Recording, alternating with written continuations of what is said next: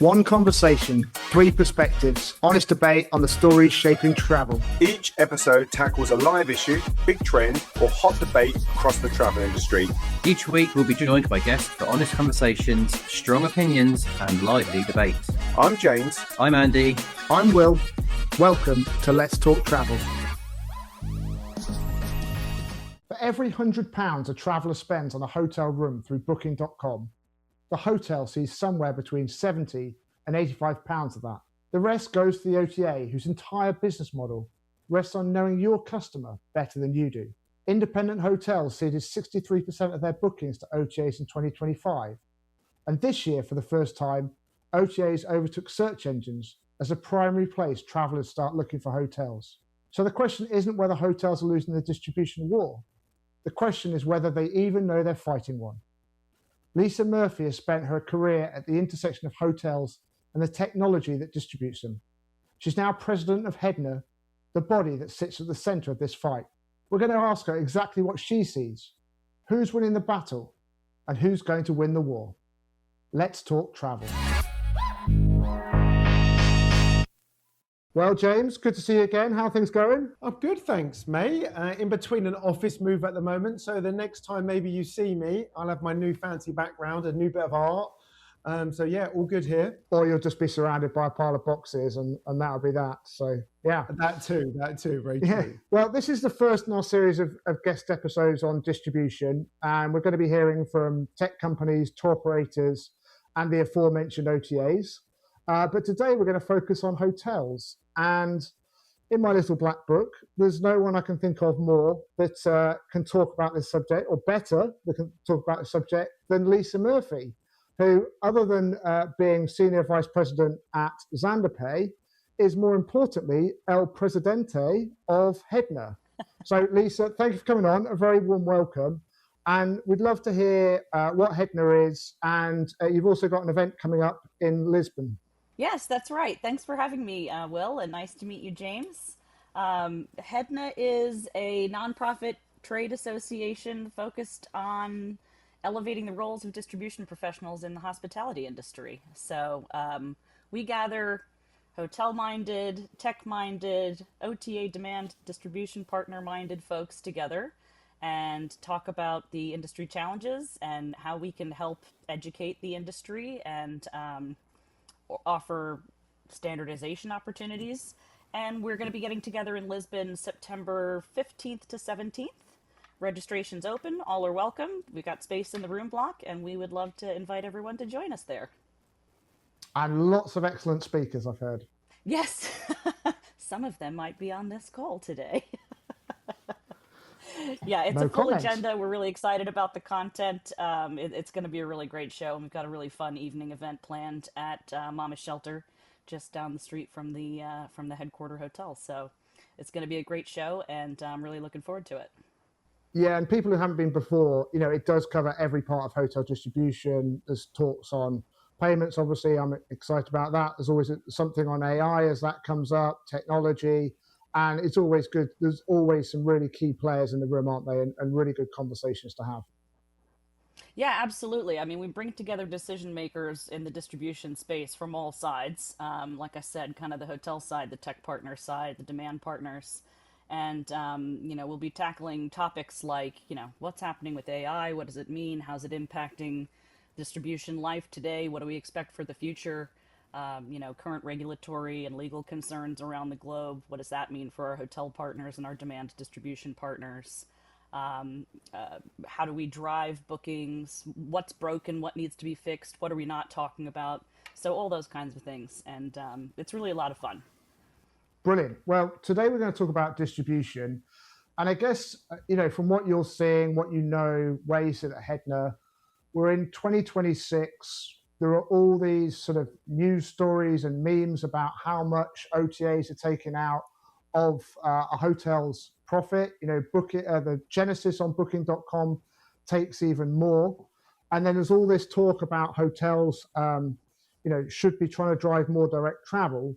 But how would you characterize right now where hotels are in the distribution fight? Well, I think it is an ongoing conversation, right? From the hotel perspective, they're looking to bring the guests and encourage them to book direct because their perspective is that's the best cost benefit analysis for themselves. The OTAs and outsourcing that distribution opportunity is more costly because of, the commissions and other hidden costs around payments and chargeback challenges and operational efficiencies. I think the battle goes on. Who's going to win? We'll see. And I certainly think that AI is going to play a big role in what that looks like in the future. You're jumping ahead. We will certainly dive into that. But just talk me through some of the economics, because, we see the headlines that hotels are giving away 20, 30%, Genius override of another 10%. But that's not the sole cost, is it? You hinted at some of the other costs involved in that. What's the reality to a hotel of what they could end up with? Well, it could be much higher. So it kind of depends on, each chain has a different view or lens on what they're including in their cost of distribution. What the actual number is, I don't know today, but I can tell you that HEDNA has also identified this as an interesting talking point, and we're doing some research and we'll release some information once we've completed that research on our findings. So some of our partner hotel groups will be participating in sharing with us what they consider and what they're including in their considerations of those costs of distribution. Is it purely marketing? Are they considering the cost of loyalty and retention? Is it just the commission piece of getting that distribution to convert on a distribution channel? There's a variety of different elements, and each hotel group tends to look at that a little bit differently, which will skew the overall understanding of what that total number is. Absolutely. I guess looking at the economics, what really fascinates me, and I'm going to ask James after I've got an answer from you, because Travelzoo is all about the marketing side of things. It's all about the deals, and I guess, ultimately earning the commission. But when researching this, OTAs spent a combined $20 billion on sales and marketing in 2025, and much of that's going to Google. So hotels are then paying commission, or at least getting a net amount sent to them, and those commissions are paying for this marketing. So then hotels, when they pay for their marketing, are essentially competing against OTAs for those Google results, and it just seems a vicious circle, doesn't it? Yeah, it absolutely is. So, you've got the commission. Look, the hotels are trying to get the guests to book direct. For whatever reason, their tech stack may not be able to service the guests, so they lean on their distribution partners to fill those gaps, and then they pay a hefty commission fee in order to access the guests they were trying to get in front of in the first place. So, it's I wouldn't say it's a failure. It's a kind of a marketing strategy, but it's not working for the folks, the hotels that are paying for it. So they want to be in front of the guests. They're paying the OTAs to get in front of them, and they're paying for the pleasure of trying to then retain that guests once they've stayed after the fact. But come on then, Captain Deal. Let's, you love all of this. You love where the deals are. Is it not structurally unwinnable for the hotels, or are there bits where they could actually compete on this? So I think if we go back and really rewind and look at when OTAs really started taking more and more of the market share, why they did so well, and probably the key word there is visibility. You've got to look at, there are a lot of independent, smaller properties and hotels, not just in the UK, we're talking in the world here. But if we look at the UK as a good example, to Lisa's point, the tech stack, the reservation systems that these properties have are just non-existent, really. A lot of them were probably set up in a format where they were receiving telephone bookings, or bookings even via fax machines. In comes this lovely, nice bit of website URL that they can go in, they can upload photos, and they can manage their own system within this system. So it's brilliant. It's a tick and a tick. They have a reservation system and a marketing channel in one. Fantastic. Now, the problem is, it's the addiction. They've become addicted to using this because now they're in a scenario where if they don't use booking.com, they've probably looked to the market. So I use booking.com as an example, by the way, but if they don't use these OTAs, they look in the other areas of the market and say, how much do I have to invest to make up that shortfall if I stop an OTA promoting and selling us?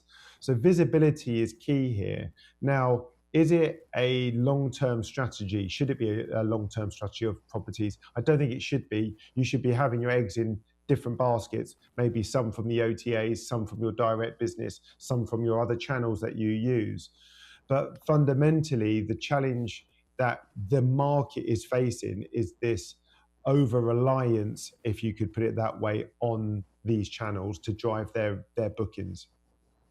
Yeah, I agree. But aren't we so far down this rabbit hole, both technically, to James's point about the sort of marketing traction? It's a long way back, isn't it, Lisa, from here?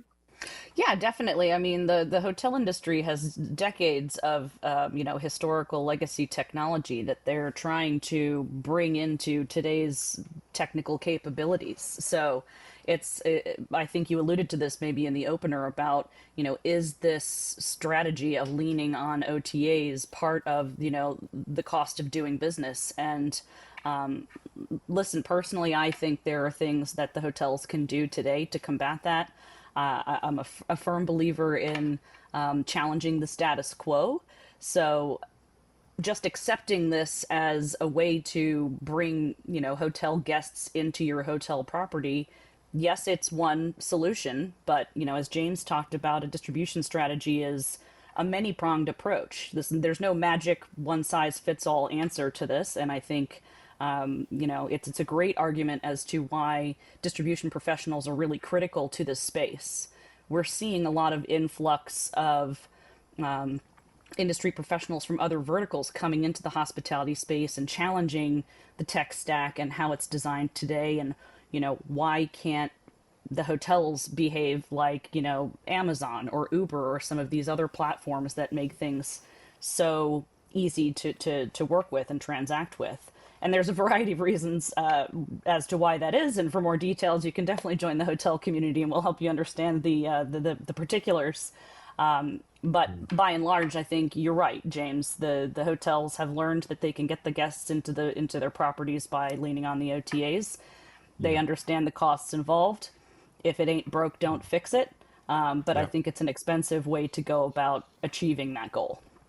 And I think it would be remiss of me not to mention some properties globally and in the UK chains who do refuse to use these OTAs and want to create that very clear independent approach with their consumers. I think Premier Inn is a very good example in the UK.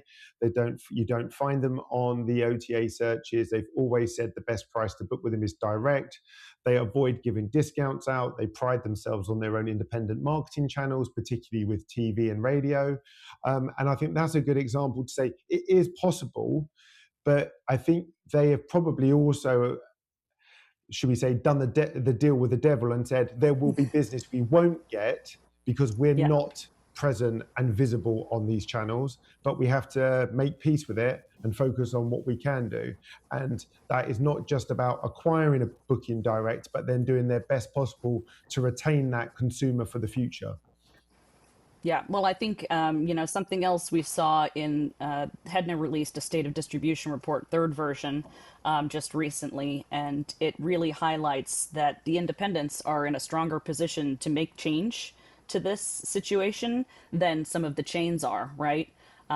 So we're really watching that. And then it also comes down to, back to the question of the tech stack, what's broken or not talking to each other or not working as well as it could be. How much money do we have to invest to repair this? Where do we want to spend our money on making change? And is it about which demand channels are bringing our guests to us, or is it something else? So it depends on the size of the portfolio, whether it's a global chain or an independent or a mid-sized chain, as to where their appetite to change their tech stack is and how much money they have to do those kinds of things. Yeah, I think the other thing I come back to you with is, this whole direct booking pitch has been around for decades, and we've probably all heard it. It's book direct, get a better rate, build loyalty. It's exactly the thing that James is talking about when he talks about Premier Inn. But has it worked? Is it working? And what share are hotels actually wrestling back? Has it worked? Some. I've read some pretty staggering statistics to suggest that it's working really well. The reality is, I think Is that it's in not working as isolation well though, as. or is that across the board? Is that, are those statistics isolated, sort of independents, as you said, or smaller chains? No, just across the board, sort of as an average. The number I read was around 82%. Seems really high from the conversations that I have with the hotel partners that I work with on a daily basis, and obviously through the organization with HEDNA. The chains are pushing for direct bookings. It's become a bit of a slogan, book direct. Is it working? If it was, why is there such a strong share of guests coming through these third-party booking channels, right? That's kind of my question. Yeah, and I think anecdotally, it doesn't feel like it's working. And I've had conversations with numerous people. In fact, Andy and I did an episode on loyalty, especially around hotels. And there's this whole thing, everyone joins a hotel loyalty club, but there's no real loyalty. It just feels opportunistic, and everyone's just out for a deal. And again, we're in a deals market, especially in the UK. We've got a massive lates market. Again, we've spoken about that. So yeah, it is a struggle. But you've worked on both sides. You worked on the hotel side and the technology side. Who's cracked this direct distribution? Are the people you're prepared to name, or what have people done that the average hotel isn't doing and could and should be doing to wrestle more of that direct business? Let's see. So are there some that are doing it better than others? In my opinion, yes. I think this becomes a little bit of a generational conversation too. I don't know if that's a talking point here. And you mentioned loyalty, which I have so much to say on loyalty. There are definitely some brands that are doing direct marketing better than others. And where the rubber meets the road for this with me is, have they focused on what hospitality is about and greeting their guest, knowing their guest, understanding their guest's wants, and surfacing the opportunities to engage with them when the time is right, how they like to book and when they like to book. There's a brand that I prefer to book with, and they know me, and they know that I'm going to go for their boutique portfolio 9 times out of 10. It's a better bed. It's a nicer room. They actually know who I am when I get there. They're doing the job right. Everything from when I check in to, am I on business travel? Would I like to bypass the front desk and use my mobile key and not engage with the staff? That's an option to walking out the door and never speaking to anyone. Or am I there on my holidays and I'd like to speak to a concierge about what's around the hotel or make recommendations on nearby attractions and things like that. Loyalty is another big topic that I think comes into this, and it may come up later in the show, so I should maybe hold on to this point. But, loyalty is one of these other, I think, marketing slogans around the book direct piece. What loyalty tends to mean when we go to the brand website is that you're getting 10% off the best available rate, or, a slight discount, $20 off, £20 off, €20 off. Is that really a game changer at the end all decision of where I'm going to stay? No, it's not. Price is only an argument in the lack of service and value provided. So I really think that these loyalty programs are really more of a membership program. We're collecting all these points, and what are they adding up for, and have they really converted me? If the value adds go away, then potentially I'm going to go book somewhere else. So I think there's a lot of room for improvement and opportunity there. And we're seeing big banks coming into the picture now. And that's a really interesting transition in the loyalty world for the hospitality space. Yeah, and often that 10% saving is less than the OTAs. Yeah. Sorry, it's less discount. What I was going to say was where the loyalty, used to exist with the hotels. Obviously, it's also been adopted now by the larger OTAs, and their approach is, how can we create this stickiness through the amount of times you purchase through us, at what tier you're going to get, what level you're going to get, what that then returns for you in regards of either money off or additional benefits.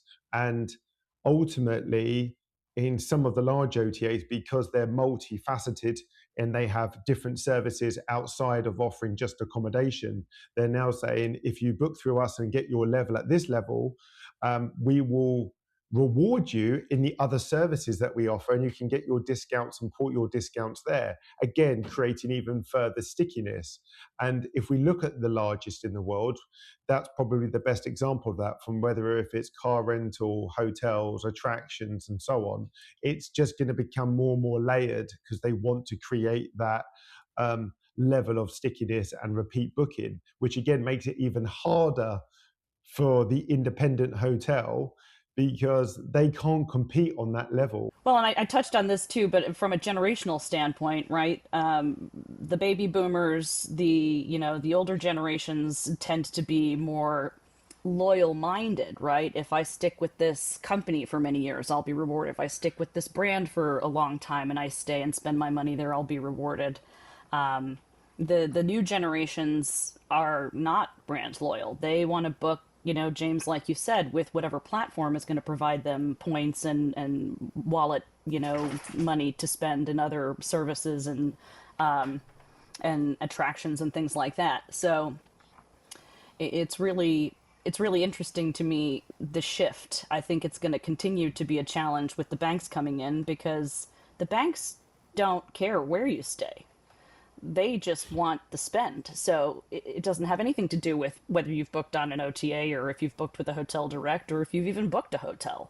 Have you booked a trip to Disneyland? Have you, gone shopping at high-end department stores and things like that? They just want you to use their cards so that you're collecting their points, and then they're going to come after you to spend your points where you want to go and redeem them. So it's very interesting. I think that the challenge for me is, from a consumer perspective, they don't really care. And what I mean by that, and in fact, you and I are doing a session at HEDNA in Lisbon about this. People go to a hotel property either for convenience for work and they're used to staying at a certain property, or they're going to a location and this property's got an amazing pool, it's got wonderful beds, it's got a great restaurant. And that experience after they've got the key is ultimately what they're getting. But before they get that key, that whole booking process, a consumer doesn't care. They want the best price for ultimately the same product. So when we talk about this direct distribution for a hotel, where's the gap? Is it technology? Is it commercial strategy? Is it data? Is it something else? Where do you see that sort of misalignment? Well, I think first it's data. Data rules all, and he who has the most data, he or she or whoever has the most data, is going to win at the end of the day. And today, the OTAs have spent, billions of dollars a year gathering up this data, and so they've got a wealth of information to use to capture that guest intent. The hotels are at a disadvantage, I think, from a data standpoint. When the guests go and book on a third-party platform, they don't have access to that data, so they're losing access to that opportunity to convert that guest right up front. Then I think second, it's the tech stack, where there are, breakdowns, silos in communication across the technical elements of the picture. That the hotels have a challenge. The guest then is disappointed or frustrated or can't continue with their booking, and so they go and look elsewhere, and that tends to be a third-party site. Yeah, absolutely. So looking ahead, or rather looking right now, let's talk AI. So generative AI for travel planning, is upon us. So use doubled from 6% in late 2024 to 15% mid-2025. And now traditional search engine has dropped from sort of 51% to 36%. And I think most of the rhetoric, sort of when we spoke about AI search and when we looked at that, was that would drive bookings to the hotel, because the hotel would have the content, the hotel is controlling the product, and ultimately that would be a real driver to this direct booking. But is that a reality, or ultimately are the OTAs sneaking in there and the AI search is driving back towards the OTA and back to the beast that everyone thought they were going to avoid? So the stated distribution report that HEDNA published in partnership with RateGain and NYU Tisch School of Learning actually talks about this. And I don't think the figure that we found is as high as the one you referenced here, but we are seeing that AI is providing a new distribution channel. There's a real opportunity for hotels with this one, because to your point, if they get in front of, which they need to do right now, the time is now, waiting can't happen any longer. If they get in front of this and get their content in a discoverable format by the AI large language models, then they've got an opportunity to compete with these large third-party booking channels in a way that they haven't been able to before. Absolutely. James, do hotels have deep enough pockets to win this battle, though? However the search comes in, whether it's Google, whether it's AI, ultimately, my understanding is the OTA pockets are much deeper, and surely they'll find a way to circumvent this.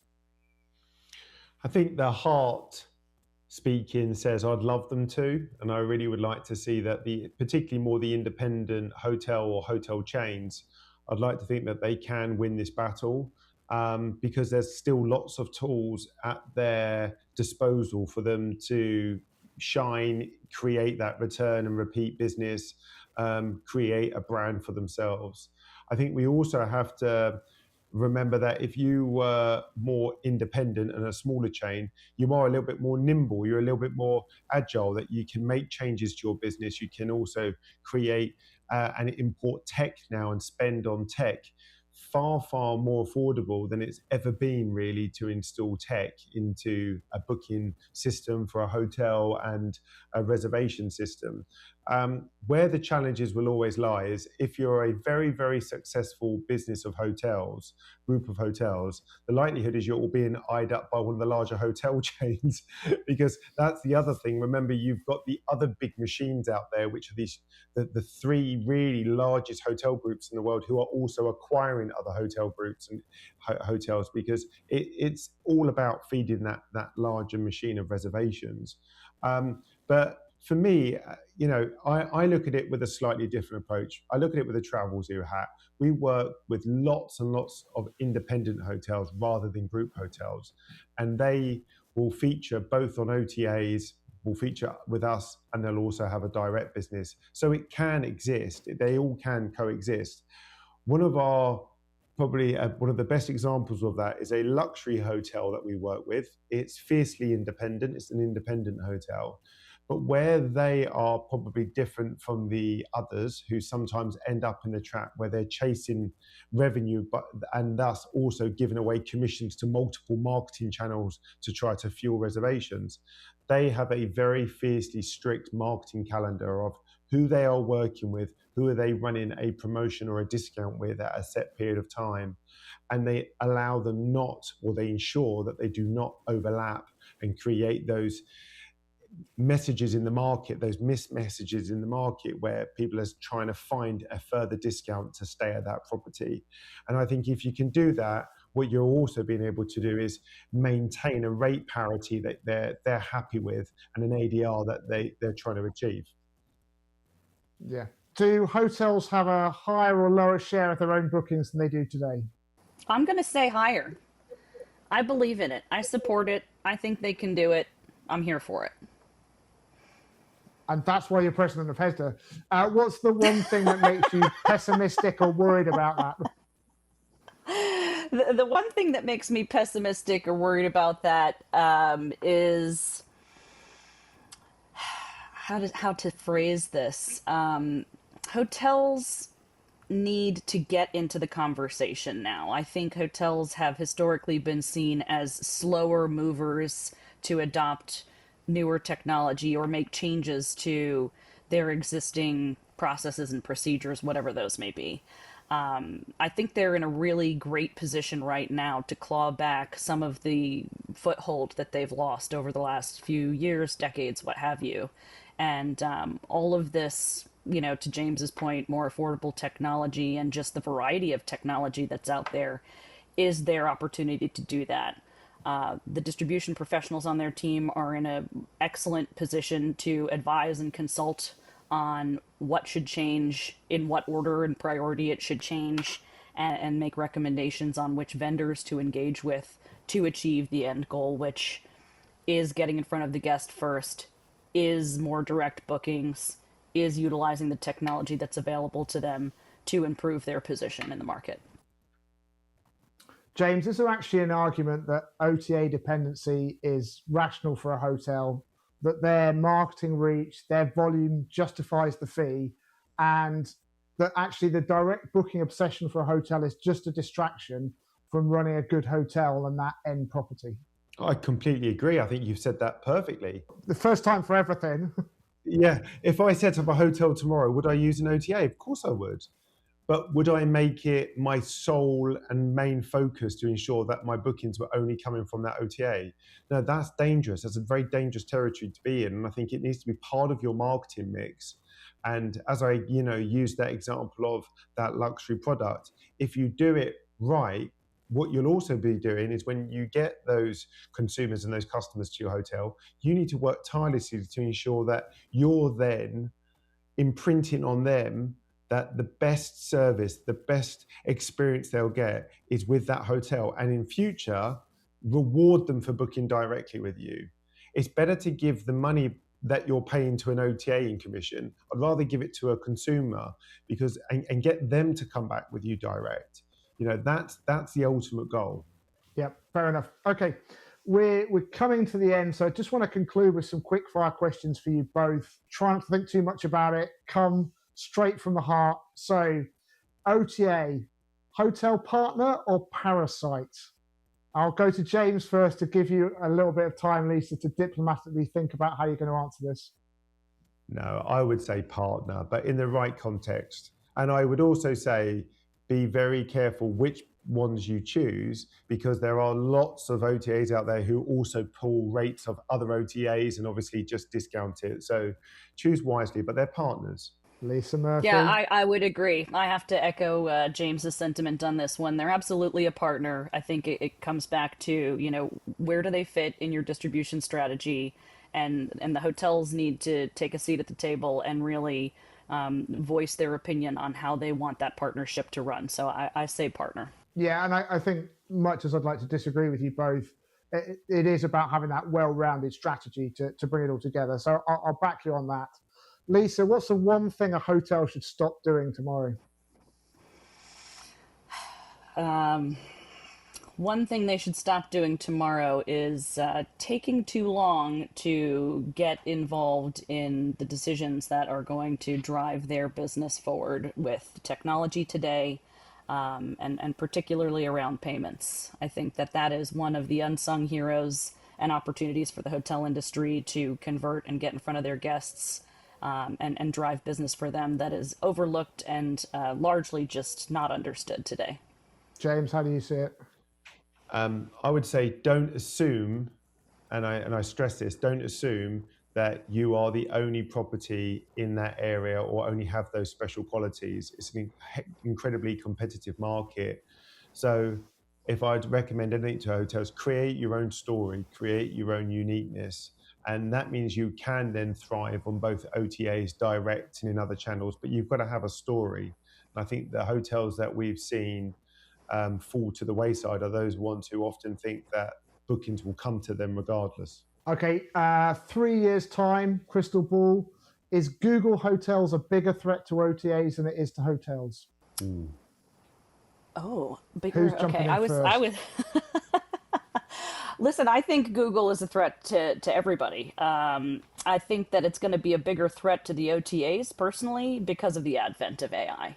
I think AI is the opportunity for hotels to level the playing field more with their direct booking approach and desire. And Google doesn't doesn't need to be involved in the booking margin or anything to do with the hospitality space in particular. They're just looking for the ad spend. So, it takes the emotion out of the decision for them. Yeah, I would concur. I don't think Google are going to be a bigger threat to OTAs. I actually feel that one of the biggest opportunities to that point around AIs is it's going to hopefully help expedite so much for more independent businesses and hotel groups to get a voice out there and get a name out there. Yeah, nice. Okay, and last question, and this is a safe space, so you have to answer completely honestly. Last hotel stay, did you book direct or through an OTA? I can tell you, James? I booked through an OTA. I'm the reverse, book direct. Yeah, I booked through an OTA, I'll be entirely honest. But my next hotel stay, I have booked direct. So horses for courses. Yeah, same here. But to be fair, about visibility, I only found this hotel because of the OTA. I could not find it anywhere. Interesting. Well, I think a lot of people go to the OTAs to shop and kind of find options. And sometimes, in my case, I tend to book direct, whether I've shopped somewhere else to do my research. I go to the property direct because for me, it's about setting myself up for the most opportunity for success, right? You talk about things like virtual credit cards holding, hotel booking confirmations and guarantee, and I use that term loosely.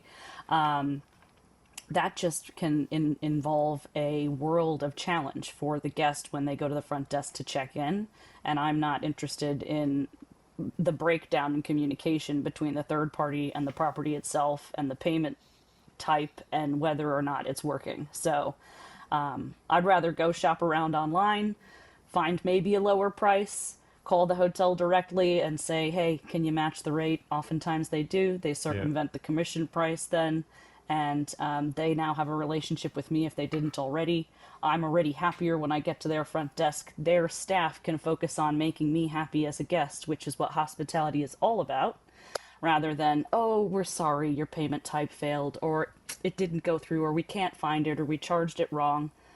Instead of that experience and the hotel staff having to start from their back foot and recover the relationship with me, I walk right in. They've already matched the rate I found online, maybe somewhere else if I couldn't find it on their website, and I'm off to the spa or the beach or something fun right off the bat rather than having challenges up front. Well said. And right there, I think it's a tip from the top. Genuinely, I think that's how people should look at this, and it's to be, applauded. So, Lisa, that's been absolutely fantastic. Thank you very much for your contribution. Thanks to our sponsor, Travelzoo, the club for travel enthusiasts. Join Travelzoo today for hand-picked deals exclusively for members.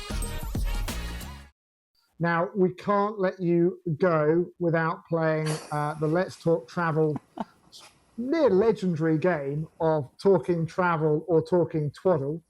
So I'm going to give you 5 statements, which are either travel, as in they're true, or twaddle, as in they're false. And this week, because it's you, every question or every statement is about hotels. So let's see how you get on. Number 1. The oldest hotel still operating today has been open since the 18th century. Is that travel or twaddle? True. Travel. True. That is travel. Do you know where it's based? James, do you know where it's based? Scotland? I'm going to take a guess that it's probably in... So it's not St Albans or Bath, is it? To the Roman towns in the UK? No, it's in Japan, so not even close. Number 2. We were on the right track, James. We just lost it in the end. You're on the right track. Number 2, Marriott is the world's largest hotel company by number of rooms. No pressure. By number of rooms, I'm going to say no. Twaddle, false. It's travel. Apparently, my sources tell me with over 1.68 million rooms. All right. Well, apologies, Marriott. Yep, that's going to be an awkward conversation, I'm sure. Number 3, the Gideon Bibles and hotel nightstands are put there by the hotel chains. Travel, true.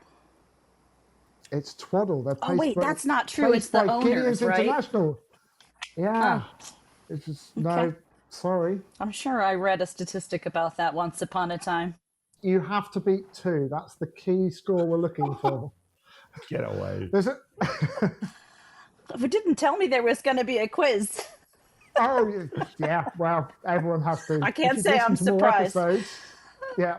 Go There's an on. official global body that awards every hotel its star rating. True. Travel. That is Twaddle. There is no single worldwide standard. There are different Really? ones. Yeah. There's AA, Forbes, AAA, but no single one. Fair enough. Right. Last question. You need this. You need this from me, Lisa, please. Oh boy. Number 5. The Burj Al Arab in Dubai is officially a 7-star hotel. Oh, I have no idea. No, the star rating only goes to 5. Twaddle. You are correct. There was a lot of talk at the time, I know, journalists bigging it up as 7-star, but no, it's officially a 5-star deluxe. I'm sure it's a 7-star experience. It's a wonderful building. Absolutely. Lisa Murphy, you did only get 2 out of 5, but what you've given us on hotel distribution has been fantastic. I think the points you were making around, you know, and James was reinforcing around making it a part of a strategy with the OTA is crucial. I love the bit you've just concluded about how you book your hotel stay. And certainly that's something I'm going to take away because I'm predominantly lazy. I'll look at an OTA for that global search and it's there in front of me. So that's really good advice, and hopefully people will take that on. And hopefully the hoteliers that are listening will take on part of that strategy. So really great. We really appreciate you joining us. Best of luck with all your work at HEDNA.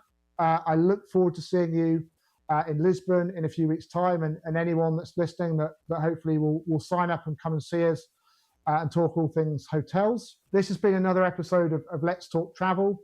You can find us on Spotify. You can find us on Apple Podcasts. We also have a YouTube channel, which is Let's Talk Travel Podcast. Please like, subscribe, share, tell your friends, get more people talking about it, get people on here. Tell us what you think. We'd love to hear from you. We're always around, and you can contact us through LinkedIn or through one of the other channels.